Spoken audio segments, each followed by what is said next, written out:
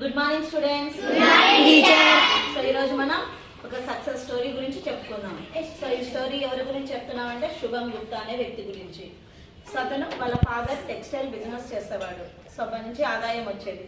సడన్గా ఒకసారి వాళ్ళ బిజినెస్ లాస్ వచ్చేసింది అనమాట. అప్పుడు మొత్తం అప్పులు అయిపోయినాయి.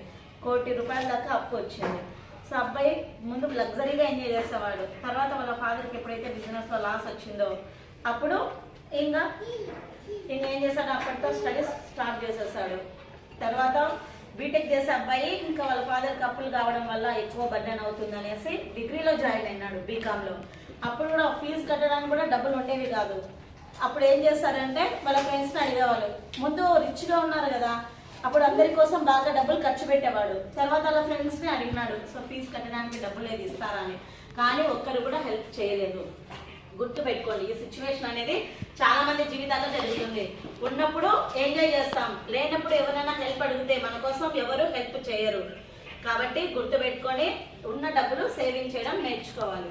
సో అట్లా ఆ అబ్బాయికి ఎవరు హెల్ప్ చేయలేదు. సో డిగ్రీలో జాయిన్ అయ్యి వేరే పార్ట్ టైం జాబ్స్ చేసుకుంటా బీటెక్ డిగ్రీ కంప్లీట్ చేసుకున్నాడు. సో తర్వాత అప్పుడే అతనికి ఒక ఐడియా వచ్చింది అనమాట, ఏదైనా చిన్న మనం వ్యాపారం చేద్దాము అనేసి. వ్యాపారం చేయాలంటే నాలెడ్జ్ ఉండాలి కదా. సో ముందు ఒక చిన్న కంపెనీలో ముంబైలో ఒక వీధిలో బట్టల దుకాణంలో గుమాస్తాగా చేరినాడు అనమాట. అట్లా చేసేటప్పుడు అతనికి తక్కువ డబ్బులు వచ్చేవి. సో అవి సరిపోయేవి కావు. నెక్స్ట్ ఏం చేస్తాడంటే అతను ఇట్లా ప్రింటింగ్ వేయడం నేర్చుకున్నాడు. బట్టల మీద ప్రింటింగ్ వేయడం వేరే షాప్లో పనిచేస్తూ. సో ఎక్కువగా అబ్జర్వ్ చేసేవాడు. జెన్జీ కిడ్స్ అంటారు, అంటే 2020లో ఈ పుట్టినటువంటి పిల్లల్ని జెన్జీ కిడ్స్ అంటారు కదా. సో వీళ్ళందరూ ఎట్లా ఉండేవాళ్ళు, 2000 బార్న్ కిడ్స్ అందరూ ఫ్యాషన్కి ఎక్కువ ఇంపార్టెన్స్ ఇస్తారు. అంటే స్ట్రీట్లో టీ షర్ట్స్ కానీ ఇట్లాంటి వాటికి ఎక్కువ వేసుకోవడానికి ఇష్టపడేవాళ్ళు.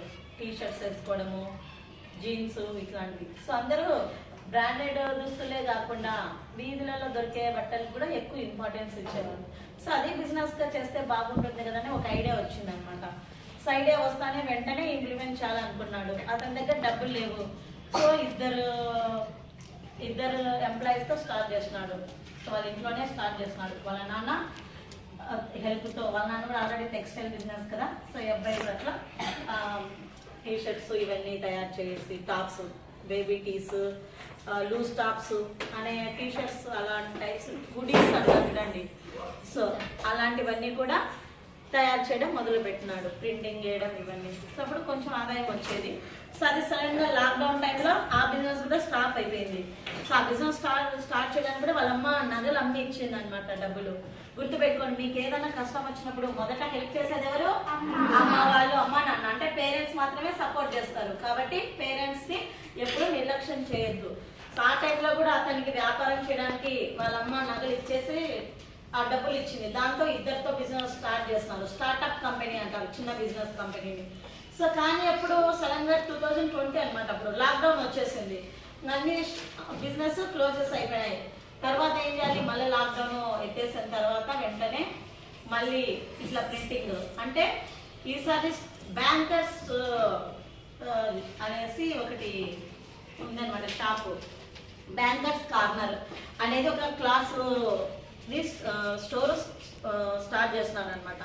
అందులో ఏమవుతుందంటే ఇప్పుడు మనము కొంతమంది బాగా ఫారిన్ బ్రాండ్స్ బాగా వేసుకుంటుంటారు కదా బట్టలు. ఫారిన్ బ్రాండ్స్ కంపెనీ బట్టలు అంటే మన వాళ్ళకి బాగా ఇష్టం అనమాట. సో ఇతను కూడా ఏం చేశాడు, సో ఇతను బట్టలు తయారు చేసేసి వేరే ఫారిన్ వాళ్ళకి ఇస్తాడు. వాళ్ళు తమ బ్రాండ్ వేసుకొని అమ్ముకుంటారు. సో ఇప్పుడు మనకి చెప్పులకి అయితే అడిడాస్, నైక్ ఇట్లా ఉన్నాయి కదా. బట్టలకి మీరు చూసింటారు.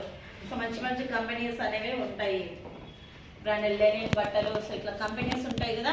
సో ఆ కంపెనీ వాళ్ళు కొనుక్కొని ఎక్కువ డబ్బులకి అమ్మేవాళ్ళు. సో ఇతను మనము తయారు చేయొచ్చు కదా అని ఇతనే తయారు చేసి అమ్మేవాడు. ఫస్ట్ 3 ఆర్డర్లు, తర్వాత 10 ఆర్డర్లు, తర్వాత 30 ఆర్డర్లు, తర్వాత 3000 ఆర్డర్లు. అంటే ఓపికతో ఉంటే ఏదైనా బిజినెస్ కానీ జాబ్ కానీ చేసేటప్పుడు ఫస్ట్ ఓపిక అనేది ఉండాలా, వెయిట్ చేయడం ఉండాలా. సో అతను అట్లా వెయిట్ చేయడం ద్వారా సేల్స్ పెరిగినాయి. 1 కోటి ఆదాయం వచ్చేదాన్ని ఇప్పుడు సంవత్సరానికి 200-300 కోట్ల ఆదాయం వచ్చేటువంటి కంపెనీగా డెవలప్ చేస్తున్నాడు.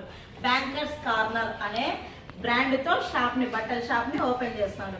ఇప్పుడు మొత్తం కంట్రీ వైడ్ బాగా ఫేమస్ అయింది అనమాట అతని షాపు. సో ఇది అతని శుభం గుప్తా యొక్క సక్సెస్ స్టోరీ. ఇదని చెప్పిన నీ సక్సెస్ సీక్రెట్ ఏంటి అంటే పొద్దున 5 నుంచి సాయంత్రము రాత్రి 11 వరకు కష్టపడతాను. నేను కష్టపడే తత్వమే నన్ను ఈ స్థాయిలో నిలబెట్టిందని చెప్పినాడు అనమాట. సో అట్లా మనం కష్టపడితే ఏదైనా ఒక మంచి స్థాయికి చేరుకోవచ్చు అనేది ఈ శుభం గుప్తా నుంచి మనం నేర్చుకోవచ్చు. ఓకే, అందరికీ నచ్చిందా స్టోరీ? Thank you.